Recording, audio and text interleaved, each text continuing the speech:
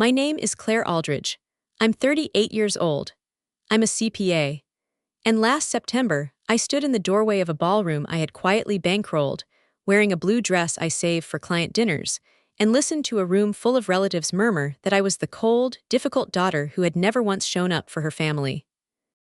1 hour later, my sister turned toward a security guard, raised her voice to a level that cut through the jazz trio, and announced, in front of roughly 120 people, "Security, please remove this woman. She's disturbing the guests." My mother was standing 10 feet away, close enough to hear every syllable. She turned and studied the flower wall. So I smoothed the ribbon on my gift, said goodbye to nobody in particular in a voice that did not shake, and walked out into the September air. I drove home doing the speed limit, sat down at my kitchen table at 8:41 p.m., and did the one thing that took less than 10 minutes but changed everything that came after. By the time I stepped out of the shower, my phone had logged 56 missed calls, and my mother and sister were on my front porch in their party clothes. They thought that email was revenge. It wasn't. It was an invoice. Just the math presented clearly the way I was trained. What happened over the 9 weeks that followed, the unpaid bills, the paperwork my sister had hidden from everyone, and the offer my mother made at my front door, none of that was part of anyone's plan, least of all mine. Welcome to Quiet Accounts, where the women who keep families running finally let the numbers speak for themselves. If you have ever been the one who handled everything and received credit for nothing, stay with me. The invitation arrived in the family group text, the same thread where cousins sell second-hand furniture and debate casserole recipes. Celebrating Carol's retirement, the Grand Terrace Room, 7 p.m., hosted by Madison. I read hosted by Madison twice, because back in June, my sister had called me with that particular sweetness she reserves for requests. "The venue needs a deposit to hold the room, Claire. Just put it on your card for now. I'll reimburse you the second my invoice is clear." I am an accountant. I understand what it means when someone says their invoice is never quite clear, but this was our mother's night, 31 years working in a district administration office, and so I paid the $3,500 the way I had been paying things for 6 years. Quietly, directly. No announcement, no expectation. The deposit sat on my card like a guest no one introduces. Neither my sister nor my mother ever mentioned it again. The night of the party, I wrapped 2 gifts. One was a photo album I had spent an entire month assembling, Mom behind her desk in 1993, Mom with the haircut she now pretends never happened, Mom holding baby Madison on the front steps of the elementary school. The second gift was a check, folded inside a card, for the pottery classes she had mentioned wanting to take for 20 years and had never signed up for. Something made with her own hands, for no camera. I drove to the Grand Terrace with the gifts on my passenger seat, thinking the parking lot looked surprisingly full for a school administrator's retirement. I had no idea I was walking into the most expensive evening I had never agreed to fund. The Grand Terrace Room did not look like a retirement party. It looked like a wedding that had lost its groom. There was a floral installation at the entrance, white roses and cascading greenery, the kind that bridal parties rent by the panel. A photo booth framed by gold letters, "Cheers to Carol," a jazz trio in the corner, past appetizers on silver trays. I counted somewhere near 120 guests, which was unusual because my mother's actual social world contains perhaps 40 people on a generous count. The rest were faces I didn't recognize, vendors, club connections, women in beige dresses who said "so sweet" a lot and didn't finish sentences. At the center of it all was my sister, wearing a headset-adjacent expression and directing a photographer like a field commander. "Get Mom under the arch. No, laughing, make her laugh." My mother stood under the floral arch in a champagne dress I had never seen, and I want to be fair, she was glowing. She looked more radiant than she had since we lost our father. Part of me was genuinely glad for that. Standing invisible in my client dinner blue, that part still existed. But the accountant part of me was already running numbers. Floral installations like that, 4 figures. The Grand Terrace Room on a Saturday, 4 figures. The jazz trio, the silver trays, the photographer with 2 cameras, I was standing inside a five-figure evening for a woman whose pension I could recite from memory, and not a single detail had been chosen to last. Every element was built to be photographed and forgotten. I wasn't in a single frame. Nobody had pinned me a corsage. Nobody had saved me a seat at the family table. I checked the place cards twice. I set my two gifts on the gift table, between an orchid arrangement and a cellophane basket, and I asked myself the question I should have asked back in June. Who is actually paying for all of this? I found out by accident, standing near the punch table. Two cousins on my mother's side, women I see at funerals and holidays, were talking. The taller one, standing close enough that I could hear the ice in her cup, nodded in my direction and said in a tone you'd use to describe the weather. That's the cold one. Never lifted a finger for their mother, not once since the father passed. Thank God for Madison.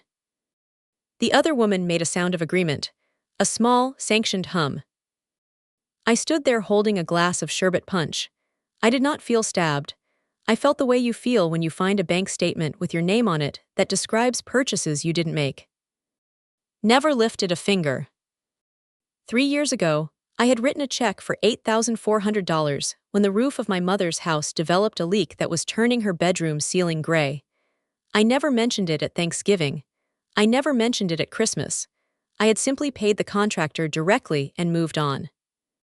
But that wasn't the part that stopped my breathing. What stopped me was the smoothness of it.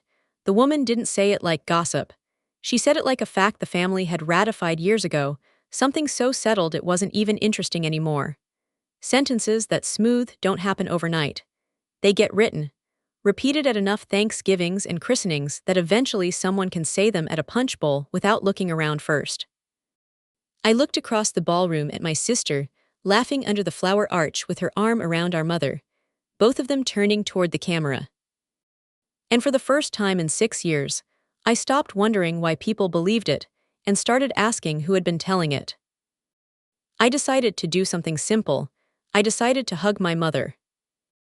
I crossed the ballroom while the trio played something soft, and I got within 10 feet of the flower arch before my sister stepped directly into my path. Her smile was still in place, but only the lower half. "You're not going to make this weird, are you?" she said, just barely audible. I told her I had come to congratulate Mom. That was all I said. And I watched her do the calculation, the photographer to her left, the women in beige dresses to her right, 120 witnesses to whatever she chose next. She turned toward the gray-jacketed man near the wall, lifted her hand, and raised her voice to full carrying range. "Security, please remove this woman. She is upsetting the guests." The trio kept playing, but conversation died in a radius around us, the way sound dies when something heavy drops into still water. The guard approached, apologetic, a young man with an earpiece who was clearly not used to this particular assignment. Here is the detail I have thought about every day since. My mother was 10 feet away. She heard every word, the whole room heard, and she turned her face to the flower wall and looked at the roses. She did not say my name. I stood there for one more moment. Then I walked to the gift table, straightened the ribbon on my photo album, placed the card with the pottery check on top, and smoothed it flat. "Enjoy the party, Mom," I said, to nobody in particular, in a voice that came out steadier than I expected. Then I walked past the gold letters, out through the entrance, into the September air. Behind me, the trio slid into another song. Nobody followed. I sat in my car in the parking lot of the Grand Terrace, and I did not cry, and I know how that sounds. The cold daughter, sitting coldly in her sensible car. But here is what actually happens to me when the ground shifts. I count. I've done it since I was a child, and I did it then, hands on the wheel, engine idling. 6 years of property taxes, roughly $4,800 a year, homeowners insurance, a Medicare supplement that renews each January, a car lease my mother believed was still covered by my late father's pension, utilities in the hard months, the roof, $8,400. And my father's hospital bills from the last 5 weeks of his life, $19,000, paid off across 14 quiet installments, so my mother would never open a collections letter addressed to a dead man. Call it $15,000 a year over 6 years, before the roof and the debt. I sat in that parking lot and watched the total assemble itself on some internal spreadsheet. Clean, undeniable. And underneath it, a simple truth I had been refusing to book for years. I had been paying for the privilege of being invisible. Useless woman. The words didn't burn, they itemized. Inside that ballroom, my sister was raising a glass in front of a flower wall that wasn't paid for, taking credit that wasn't hers, either. The deposit for the evening was still sitting on my credit card. I started the car. I drove home under the speed limit, Cal. M as a Sunday. I wasn't going to yell. I wasn't going to make a scene. I was going to do something much quieter than that. My kitchen table has been my real office for years.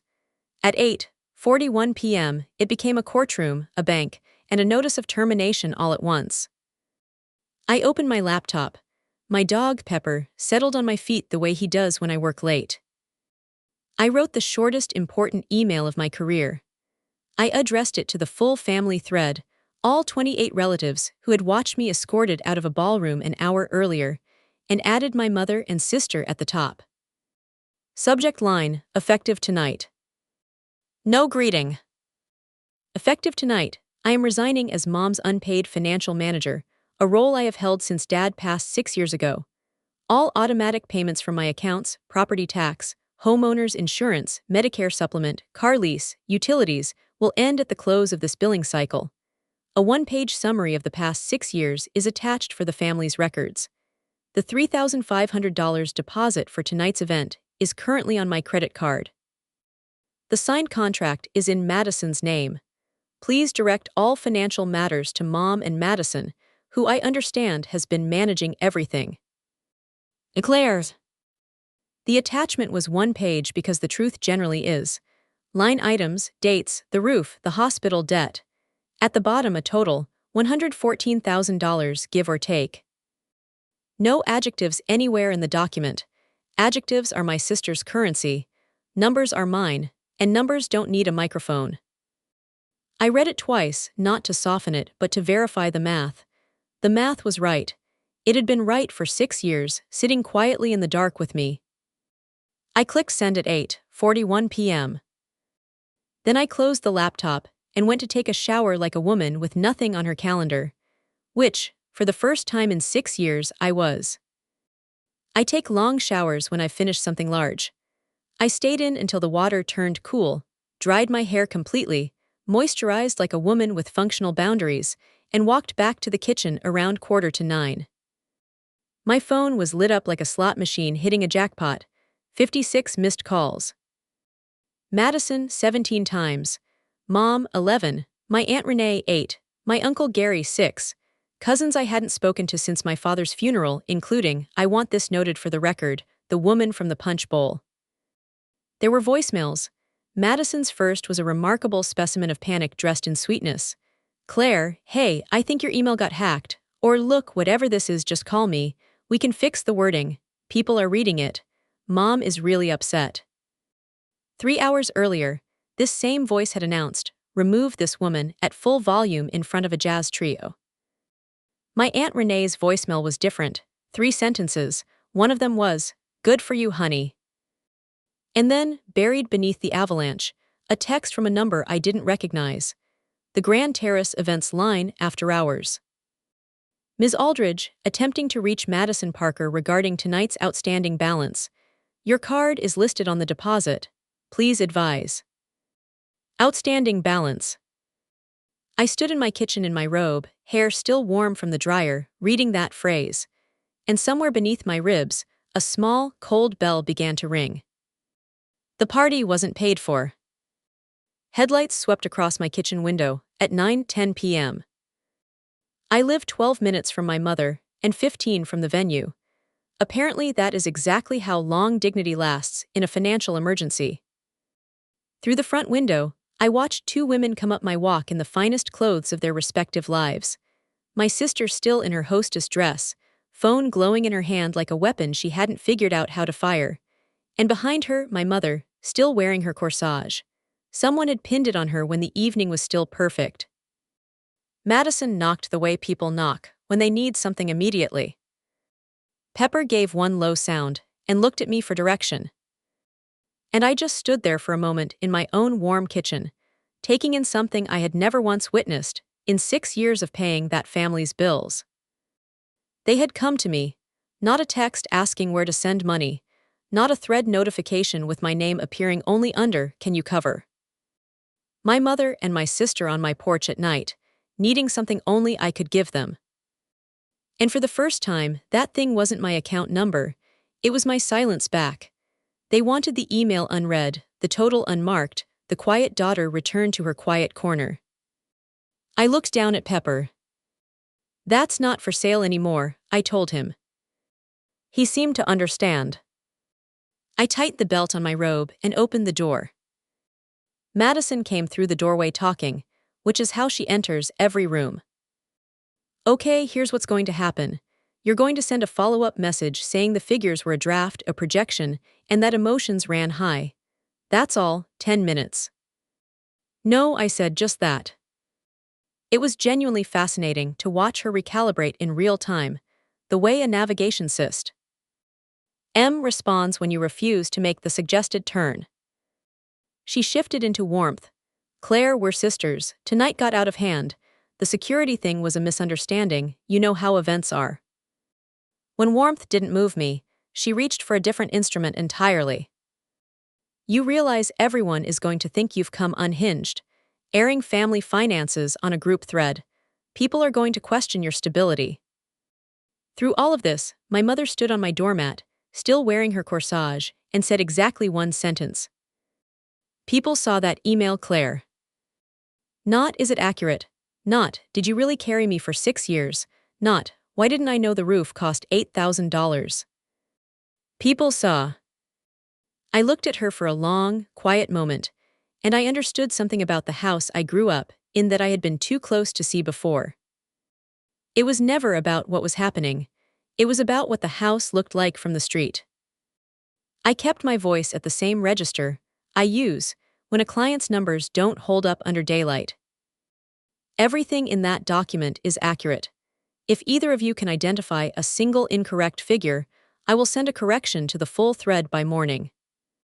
Silence. My sister's jaw moved. My mother looked at her shoes. Because here was the structural problem with the cold, useless daughter. She had done the arithmetic correctly, and everyone copied on that thread knew it. "It's late," I said gently, and I closed my own front door softly on the 2 best-dressed women in the state. Through the wood, I heard my sister's heels turn on the porch, and one muffled sentence that told me she still hadn't fully read the room. "She'll fold by Tuesday." To explain how a woman gets labeled cold, I have to take you back 6 years to 5 weeks in a cardiac ward, and the funeral that followed. My father, Frank Aldridge, was the warmest man in any room, and the only member of my family who ever watched me work without wanting something from the result. When his heart stopped, my mother folded like paper, which no one blamed her for. My sister grieved the way she does everything, visibly, openly, in the arms of a rotating audience. Someone had to be the third kind of person. I was the one at the funeral home comparing casket prices with numb hands. The one who signed paperwork at the county office, canceled my father's accounts, called the pension administrator, sat beside my mother at the bank when her name had to go onto things alone for the first time in 40 years. At the service, relatives hugged my sister in a receiving line while I stood at the entrance confirming headcount for the post-service luncheon. That is the image that got filed. Madison weeping at the casket, Claire at the guest book, dry-eyed, checking her phone. What the image didn't capture was the parking lot afterward. Me sitting in my car between the service and a bank appointment, crying hard enough that my ribs hurt, alone with the engine running for exactly as long as I could afford before wiping my face and going back to work. Nobody witnessed that because I have never grieved for an audience, and audiences only write down what they see. I remember a Christmas years before, when my sister had taken over the living room for one of her performances, and my father had found me in the kitchen washing dishes. He picked up a towel and stood beside me and said, "Quiet work still has to be done by somebody." He said it like a compliment. It took me 38 years to hear the warning underneath it. 2 weeks after we buried him, I discovered what my father had been protecting my mother from.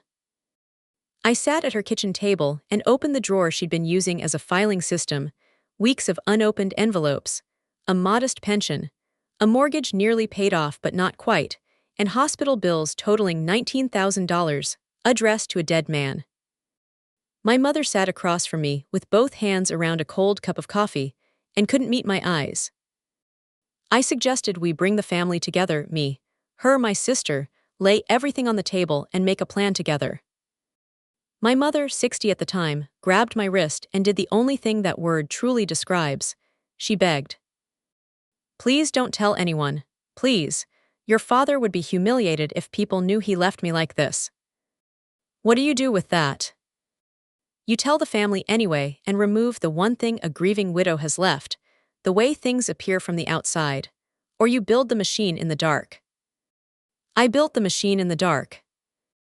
Everything paid directly to the source, the county, the insurer, the contractor, never cash into anyone's hands. My name kept off her debts. Records maintained the way an accountant maintains records, which is to say, perfectly.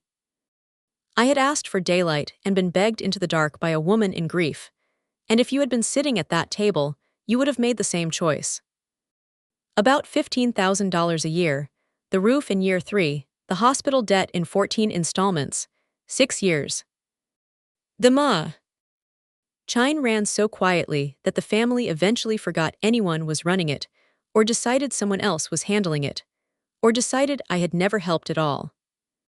Sentences that smooth have an author, and mine was written approximately 2 years before the party, on a Tuesday afternoon when my sister came to my office, carrying a folder and a dream. She wanted $60,000 to expand her event planning business. Prestige tier, she called it. She needed a cosigner with strong credit. I did what I do for any client. I read her numbers. The business had been losing money for 2 consecutive years. The projections assumed her social media following would triple organically and convert immediately to paying accounts. As her sister, I wanted to believe. As her accountant, signing my name to that loan would have been signing my name to a slow-motion collapse. So I said no, kindly, with a printed breakdown and 3 alternative paths she could take instead. She hugged me at the door. Then she went home and started writing a different story about me. I can't give you a precise date, but I can tell you what my Aunt Renee confirmed later. From roughly that season onward, the family's version of me changed. Lauren doesn't help with family. Lauren has money and won't lift a finger for her own mother. Lauren was always distant. Remember the funeral? She was on her phone at the guest book. A seed of truth, watered carefully, grows a whole field of lies. I had refused exactly one thing, co-signing a loan that would have ruined both of us. By the time that refusal reached a punch bowl 6 years later, it had become never lifted a finger, spoken over sherbet at a party funded by my credit card. My sister didn't just spend money she didn't have, she spent my name, and her business, the one I wouldn't sign for. Hold that thought. The Saturday after the party, I did the thing I am proudest of in this entire story, and it involved no revenge whatsoever. I went to an office supply store and bought a navy 3-ring binder, a set of dividers, and a pack of sheet protectors. I sat at my kitchen table for 3 hours and built my mother's financial life into something she could hold. Tab 1, Property Tax, the county website, step-by-step screenshots with the due date circled in red, October 31st. Tab 2, Homeowners Insurance, the agent's direct line, renewal month. Tab 3, the Medicare supplement, what it costs, what happens to coverage if it lapses. Tab 4, the car lease. Tab 5, Utilities with the budget billing options circled. Tab 6, Every contact a 65-year-old woman needs, printed in 14-point font. No commentary anywhere, no sentence that read, This is what I carried while you all called me useless. The numbers could say it without me. On the very last page, in its own sheet protector, I placed a business card. Sandra Mercer, licensed professional fiduciary. A person whose entire job is managing finances for older adults. Bonded, insured, accountable to a regulatory body. The healthy version of what I had been doing in the dark for 6 years. Sunday afternoon, I drove to my mother's house while she was at church, set the binder on the porch bench where she'd see it before her keys were out of her purse, and texted her from the driveway. Everything is in the binder. The tax bill is due October 31st. Then I drove home. I'd like to tell you it felt like freedom. Honestly, it felt like handing off a child I had raised in secret, but it was on her porch now, not in my dark. Whatever happened by Halloween would happen in the light. My Aunt Renee arrived Monday evening with lemon squares and the energy of a woman who has been waiting years to give a deposition. Renee is my mother's younger sister, 62, widowed, constitutionally allergic to performance. She sat down at my kitchen table, pushed the lemon squares toward me and said, "Sit. Let me tell you what your sister has been saying for 6 years." And then she drew me the map. Every holiday, every family gathering, every milestone my sister had worked the room. Small things, a sigh, I just wish Claire would help more with Mom, but you know how she is. A brave smile, somebody has to show up for Carol. The genius of it, Renee explained, was that I was never in the room when it was said. And when I was there, I was quiet. You left the stage empty, sweetheart. Your sister has never once walked past an empty stage. I asked Renee why she had never told me. She looked at her hands. Because I half believed it. That's the part that's hard to say. You never contradicted it. And I assumed if the whole thing was wrong, you would have said something. There it was, the complete mechanism laid out between the lemon squares. In my family, truth belongs to whoever delivers it first at Thanksgiving dinner. For 6 years, my sister had delivered it first, and I had assumed the work itself would speak. Work doesn't speak, work just works. Then Renee told me the thing that made E set down my fork. Your Uncle Gary called your mother yesterday. Read her the email, line by line, and asked her directly, "Is it true? $114,000, Carol, is this true?" I asked what my mother had said. Renee was quiet for a moment. She said, "I never asked Claire for any of it." Which was, technically, perfectly accurate. She had only ever asked me for the silence. Wednesday morning, the Grand Terrace called my office line. A patient, clearly exhausted events manager named Carla, who had spent 3 days in phone tag with my sister. "Ms. Aldridge, I'm so sorry to bother you at work. We're holding an outstanding balance of $9,200 for the Saturday event. Ms. Parker hasn't returned our calls, and your card is the one we have on file from the deposit." There it was, the 5-figure evening fully itemized, the flower installation, the jazz trio, the silver trays, the photographer, none of it paid, all of it drifting gently toward the only card in the building that had ever worked. I was very polite, because Carla was not the author of this situation. My card authorized a $3,500 deposit in June. The signed venue contract is in my sister's name. I'd encourage you to pursue the contract holder. I'll send you written revocation of any authorization beyond the original deposit right now. I could hear her updating a file. That's very clear, thank you. After we hung up, I sat back in my office chair and let myself feel the complete absurdity. Security, remove this useless woman. 3 days later, the useless woman was the only person connected to that glittering evening whose money was real. The useless woman was the deposit. The useless woman had been the deposit for 6 years. By Friday, the ripple effects had found my sister's world. The florist was calling her voicemail. The photographer, a man who knew every event planner in a 3-county radius, had started asking around. A bride scheduled for a spring wedding had called to ask, delicately, about her deposit. In my sister's business, reputation is the only capital that matters, and I had not said a single word publicly. I had sent one email to one family thread and let physics do the rest. A week later, I got a call I never expected. My brother-in-law, David, sales director, travels most of the week, a man who has spent a decade married to the performance without ever examining the ticket price. He didn't say hello. Claire, whatever's going on with Maddie's books, is it bad? I stood in my kitchen holding the phone and genuinely surprised by what I felt, which was pity going in several directions at once. He wasn't calling to defend her. He was calling because a vendor had said something at the gym, and he'd seen an unfamiliar number repeated on her silenced phone, and he was doing what every person in this family does when something finally cracks, calling the accountant, privately, in the dark. I gave him the only sentence he was entitled to. 2 years ago, she asked me to co-sign a $60,000 loan, and I read her numbers and refused. That's everything I can give you. The rest of the conversation belongs to your wife. A long silence. She told me you refused because you were jealous of her business, he said. I know, I said, ask her anyway. Sunday night, 2 weeks after the party, my mother left a voicemail. Nothing like the 11 calls from the night of the email. Her voice was small and flat, the way it sounded the year my father died. She spoke to my voicemail the way people speak in confessionals. The binder is on my kitchen table. I've been reading it every night this week.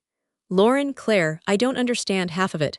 I'm 65 and I have never once paid the property tax myself. Your father did it. And then I suppose I told myself it was handling itself. A pause long enough that I thought the message had ended. Did you really do all of this, all these years? Don't answer that, I know you did. Your handwriting is on every tab. Call me when you're ready. Not before, I'm on tab 5, the budget billing. Click. I played it 3 times. Pepper leaned against my shin. And I won't pretend my eyes were dry, because the cold thing was always a lie, told by people who had never once asked what was happening behind my face. Here is what I did not do. I did not grab my keys. For 6 years, a voicemail half that vulnerable would have had me at her door in 12 minutes with my laptop and my checkbook, fixing things before anyone finished asking. The old version of me answered need like a fire alarm. The new version finished her tea, let her mother sit with tab 5. Because rescue had become the family's primary substance, and I was done being the supply. I waited 2 days, then I drove to Maple Grove. The navy binder sat on her kitchen table between 2 coffee cups like a guest who had finally been introduced.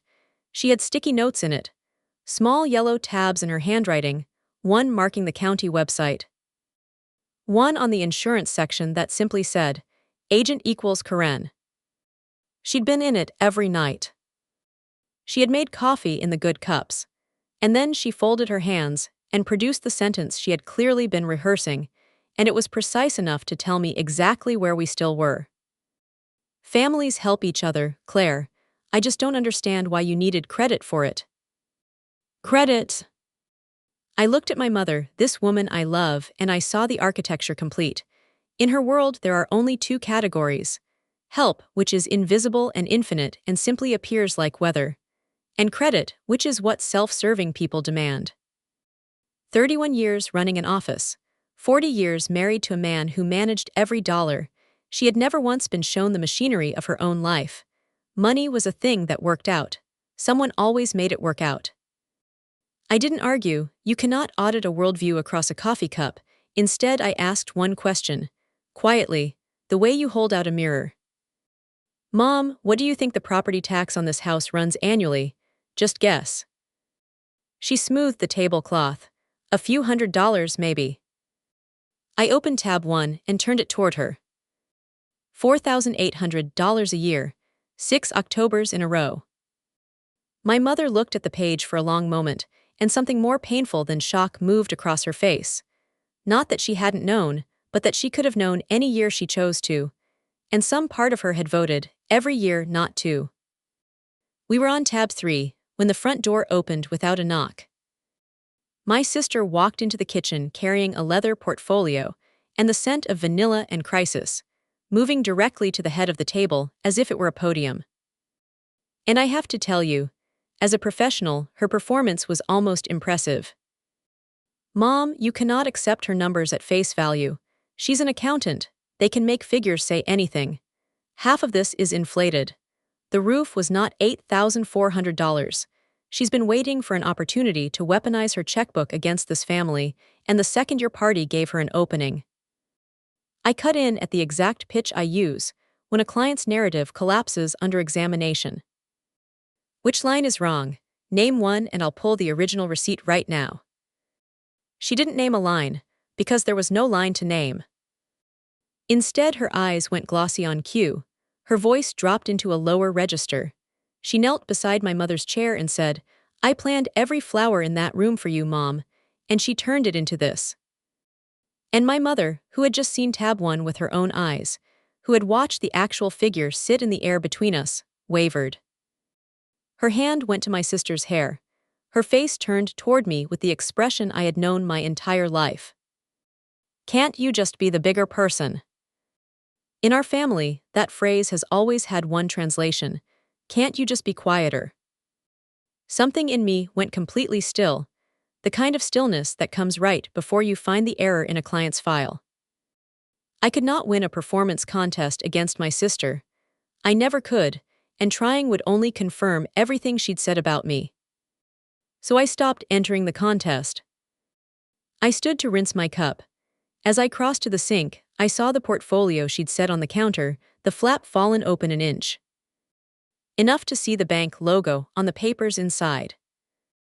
The call came the next morning, while I was with a client. My Aunt Renee's message was 4 words and an instruction: "Call me, it's about the house." What she'd pieced together from my uncle, and from my mother directly was this. That portfolio contained a home equity application. My sister had driven our mother to a broker, a contact from her vendor network, and the pitch was already fully typed. An $85,000 line of credit against the house on Maple Grove Lane. The language was warm and generalized.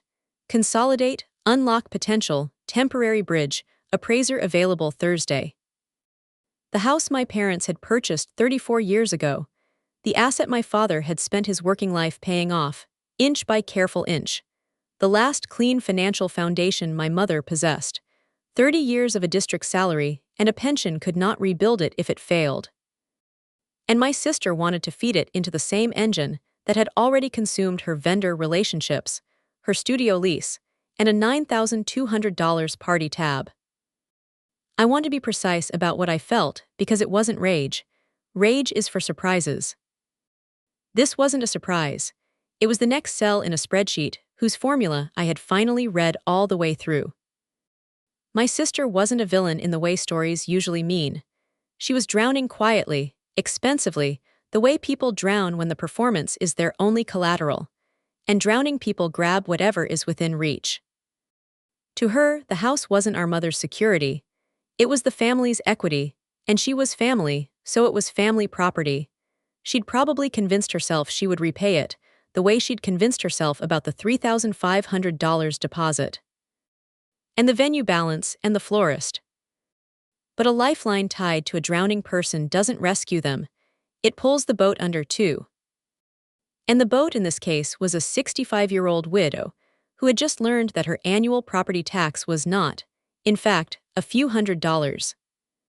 That evening, I drove to Maple Grove, and on the way I made myself one rule. The rule was the whole revolution: say it once. The old version of me would have arrived with amortization tables, printed risk analyses, and 3 exit strategies, and stayed until midnight dismantling the problem. Because the old version believed that if she carried enough, clearly enough, consistently enough, love would eventually notice the weight. She had $114,000 in receipts that said otherwise. I didn't sit down. I put my hand flat on the portfolio and said what I had come to say. This paper turns your house into Madison's oxygen supply. She is drowning, and this doesn't save her, it pulls you under with her. If you sign it, I love you, and I will not manage the damage afterward. All I'm asking is one meeting with a real fiduciary before Thursday. Sandra Mercer. Her card is on the last page of the binder. She works for you, not for me, not for Madison. Only you. My mother's chin came up. The reflex arrived, 40 years deep. Your sister is going through a hard season. Why do you always have to be so cold about family? There it was, the lifetime special. Cold, useless, can't do anything right. The words that had always sent me scrambling to pay one more toll, rescue one more situation, prove myself through one more quiet check. This time I let the words sit in the air and did not reach for them. I hope she gets through it, I said. Read tab 1 again before Thursday. I kissed her cheek. I walked out of the house I had been holding up for 6 years. I did not look back. And in the car, in the dark, I understood what had permanently changed. I had said it once, and for the first time in 6 years, whatever happened next was not my department. October 30, first arrived on a Friday. The property tax due date. The red letter date on tab 1. The first real test of a life where my card stayed in my wallet. I felt the deadline like a phantom limb. My hands knew the county website, knew the account number by heart, could have processed the payment in under 2 minutes while waiting for coffee. I didn't. At home that evening, I sat on the kitchen floor with Pepper and a glass of wine and my phone, which stayed quiet through dinner. Quiet through the dishes. Quiet while trick-or-treaters emptied my candy bowl. If the deadline passed without payment, nothing catastrophic would occur overnight. But we would both know she had let it slip, and I would have to keep my hands to myself through the penalties and the late fees and all of the weight that follows. I honestly did not know if I was strong enough to do that. At 9:07 p.m. the phone lit up. A photo, slightly blurry, taken at her kitchen table in poor light, her laptop screen showing the county payment portal. Next to it, her checkbook, open, the payment logged in her slanted handwriting, the handwriting that used to sign my permission slips. One line beneath the photo. The binder told me how. I found out later that paying it had cost her the kitchen renovation my sister had been quietly designing for her. She had chosen the tax bill over the island, over the appearance of abundance. 65 years old, and my mother had made her first quiet payment. It runs in the family, as it turns out. The dominoes fell over the following 2 weeks, and I did not push a single one. I need that on the record, because it is the point this whole story was building toward. David asked my sister the question Renee had told him to ask, and this time he didn't accept the familiar answer. What surfaced, credit card debt, vendor balances, a studio lease 3 months behind without his knowledge, was somewhere in the range of $70,000. Not fraud, just performance financed at high interest. My Uncle Gary, the family's primary broadcaster, swung in the way broadcasters do when the narrative shifts. The same voice that had spent years asking why Claire never helps was now announcing down every phone line that Claire had quietly supported their mother for 6 years. Did you know that? 6 years. As if he'd discovered it himself. As if he hadn't been one of the 56 callers. I let him broadcast. I had put one page into the world, and the page was true, and true pages don't require a press tour. And my mother, she sat with the home equity application for several days. Then she got up from her kitchen table, opened the same drawer where she used to file the unopened envelopes after my father died, placed the papers inside, and called the broker to cancel Thursday's appointment. Not a final no, but not like this from that woman in that house. That was practically a revolution. Then, on a Friday evening in mid-November, headlights SW. EPT across my kitchen window at dusk. But this time, the car in my driveway was my mother's, and this time she was alone. My mother had not been inside my house in years. I realized it as she stood in my kitchen, unwinding her scarf, looking around at my life the way you look at a country you've only ever heard described. I made coffee in the good cups, because I am my mother's daughter in the ways that were never in question. She sat where Renee always sits. Pepper put his chin on her knee, the traitor, and she held her coffee and petted my dog and then said the thing I had been waiting for since I was a girl standing outside one of my sister's performances. I was wrong, Claire. I've been sitting with that binder for 2 months and every page of it is you, and I was wrong. I let them say you did nothing. All those years I let the whole family say it. My throat closed. 38 years old, and one sentence from my mother could still do that. She reached across the table and took my hand. Come back, take it back over. I don't want strangers in my accounts, I trust you. And at Thanksgiving, at Renee's, I'll have your sister apologize in front of everyone. You'll have your name back. But the money part stays between us. Take the summary off the thread. Tell Gary it was exaggerated, emotions were high. Don't shame your sister, she's barely holding on. Don't shame me, we're still a family people respect. Everything can go back to normal. She squeezed my hand when she said normal. I want to be honest with you about the 2 seconds that followed, because I've seen enough of these stories to know we're supposed to pretend the choice was effortless. I almost said yes. I could see the complete picture through a lit window in November, Thanksgiving at Renee's. My mother standing with her glass. My sister delivering a beautiful apology, and it would be beautiful. No one stages contrition like Madison, cousins hugging me near the coat closet. The woman from the punch bowl squeezing my arm. We never really believed that about you, honey. My name cleaned and returned. My mother's hand in mine in front of everyone. The picture I had been quietly purchasing for 6 years, finally delivered. All I had to do was take the machine back into the dark with me. Retract the one true document I had ever sent.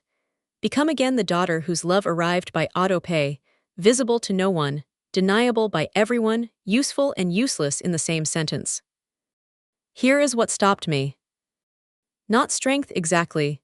A photograph, a blurry image from a kitchen table in bad light, a county receipt marked paid, a checkbook in slanted handwriting, and one short line. The binder told me how. My mother did not need to be carried. She had carried something herself for the first time at 65, and it had cost her the kitchen island, and she had done it anyway. That woman existed now. If I took the machine back, I would be erasing her too, setting us both back into our original chairs, me in the dark, paying her in the light, not looking. What she needed tonight wasn't rescue. She needed a partner in the cover story. She needed me to help her keep the family narrative prettier than the family actually was. And that, it turned out, was the one bill I was completely done paying. No, I said. Level unhurried, final as a closed ledger.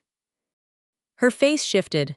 I kept my voice gentle, because what came next was for both of us. I won't come back as your accountant, I'll come back as your daughter. That's the only position I'm applying for. She started to speak. I put my hand over hers. Hear the whole offer. Sandra Mercer manages your finances. She's bonded, regulated, accountable, and she answers only to you. I'll pay her setup fee myself tonight as a gift. Every number lives in the light. The summary stays up because it isn't shame, Mom, it's arithmetic. And at Thanksgiving, I don't want a choreographed apology with cousins watching. I'll be at Renee's with a pecan pie and no laptop. Madison can say whatever she needs to say to me or nothing, but it will be real or it won't count. My mother pulled her hand back and looked at me the way you look at a door that used to open a different way. You would let strangers see our business, she whispered. Strangers already carried your business for 6 years, Mom. You just had a different name for her while she did it. The kitchen was very quiet. Pepper disappeared under the table. I gave her the last thing I had left to give. The thing my father had left me, standing over a dish towel in her own kitchen all those years ago. Dad told me once, right there at that counter, that quiet work still has to be done by somebody. He was right, but he'd have hated what we made it into, because it doesn't have to be done for free, Mom, and it doesn't have to be done in the dark. My mother stood. Her hands were unsteady as she wound her scarf back on, and she walked to my front door. Every instinct from a lifetime of being raised to fix things told me to follow her. Smooth it, take it back, pay the toll. I stayed in my chair. The door opened. And then from my porch, headlights swung into my driveway, and my sister's voice arrived at full volume before she did. David must have told her where our mother was headed. Madison had driven across town on a single fear, that her mother and her sister were in a room making decisions without her. She came up the walk in the November dark, coat open, and planted herself between our mother and the car like a toll gate. Whatever she told you, Mom, whatever deal she's offering. Then she saw our mother's face, and her audience sense, which has always been flawless, read it instantly. There was no deal. That was when my sister's voice broke. Not a performance break. The real one too high, mascara falling, 10 years of show cracking open on my frost-covered grass. Do you know what it costs? She said to me, to Mom, to the street, to whoever was listening. To be the one she's proud of, you got to be the smart one, Claire. You got to be good at something real. All I ever had was the show. The pictures, the parties, being the daughter people clapped for. That was the whole job. And the show is expensive. The flowers are expensive. Looking like everything is fine is the most expensive thing in the world. For 1 second, I saw her at 7 years old rehearsing a dance in the living room, waiting for the applause. And something in my chest went genuinely soft toward her, because she wasn't lying. For the first time in years, she was telling the exact truth. We had both been paying for the same house of appearances. I paid in money and silence. She paid in interest and terror. Then she turned to our mother and spent everything she had left. Sign the papers, Mom. Thursday, you owe me. I gave this family something worth looking at. You owe me the show. Nobody answered her. My mother was looking at her youngest daughter the way you look at a page of numbers you are reading slowly, carefully, for the very first time. The silence on that lawn lasted longer than any toast my sister had ever delivered. My mother stood between her two daughters in the cold November air. Her corsage was long gone. The kitchen island was gone. 2 months of tab 1 and tab 5 had happened, and I watched her do the thing I had stopped believing she was capable of. She added it up. Madison, breathing hard, waiting for the hand in her hair. Me on the porch step, saying nothing, because I had said it once, and once was the new policy. And then my mother turned away from the car, climbed my 2 porch steps, and held out her hand to me, palm open. That woman, she said. Her voice was shaking and steady at the same moment, a combination I thought only I knew. The fiduciary, Sandra, give me her card. I had it in my cardigan pocket. I had kept it there all evening, the way you keep a boarding pass close before a flight. I placed Sandra Mercer's card in my mother's open palm. Her fingers closed around it. That small paper sound was the loudest thing that happened in this entire story. No doors slammed. No speeches delivered. A 65-year-old widow taking her own finances into her own hands, 8 inches from the daughter who had been renting her life to a performance. Mom, my sister said, the whole empire packed into that one syllable. My mother didn't turn all the way around. She looked back over her shoulder, tired and certain, and said, Go home to your husband, Madison. We'll talk when there's no audience. Audience, her own word, chosen herself on my frostbitten porch in the dark. My sister stood alone on the grass for a long moment. No camera anywhere, no one watching. Then she walked to her car and drove away hard enough to scatter gravel. Beside me, my mother let out a breath she might have been holding since September. And somewhere between the lawn and the porch light, the word useless finally ran out of things to point at. By mid-December, the ledger of my family looked like this. My mother signed with Sandra Mercer the week after Thanksgiving. I paid the setup fee as promised, the best money of the entire $114,000. Sandra's first act was a budget my mother could actually read on her own. Her second was watching my mother feed the home equity application into her own paper shredder, at her own kitchen table, on Maple Grove Lane. Mom's idea, not mine. The house is safe. The property tax is now on auto pay from my mother's account, where it always should have been. My sister did not collapse. Real life is quieter than that. She surrendered the studio lease and took a salaried position as an event coordinator at a hotel downtown. As it turns out, she is genuinely skilled at running other people's events when someone else owns the budget.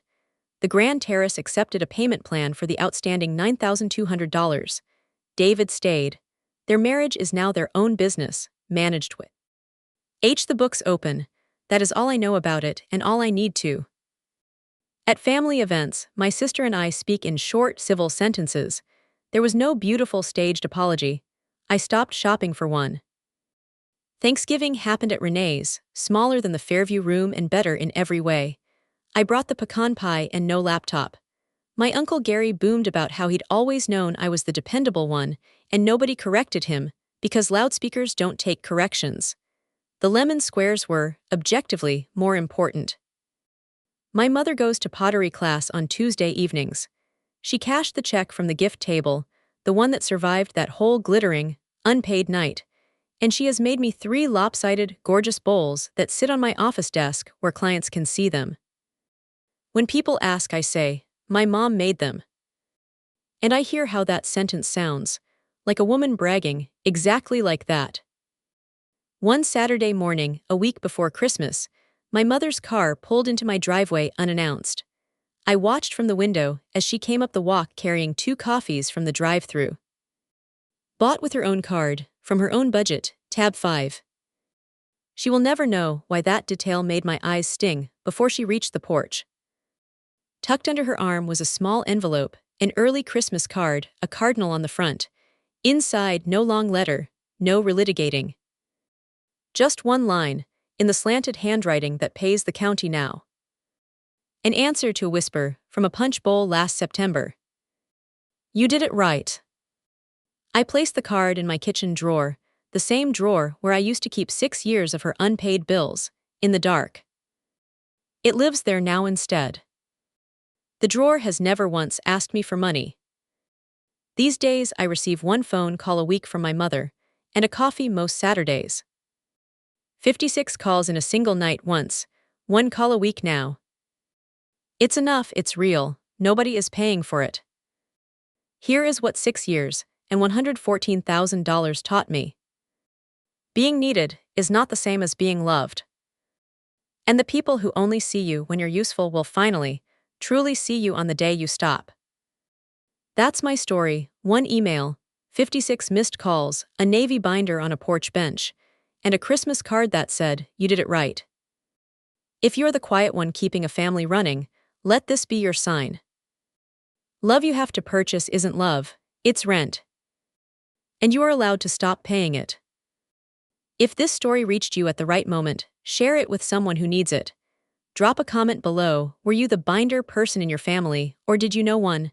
Subscribe, because the next story starts where this one ends, with the first bill nobody asked you to cover.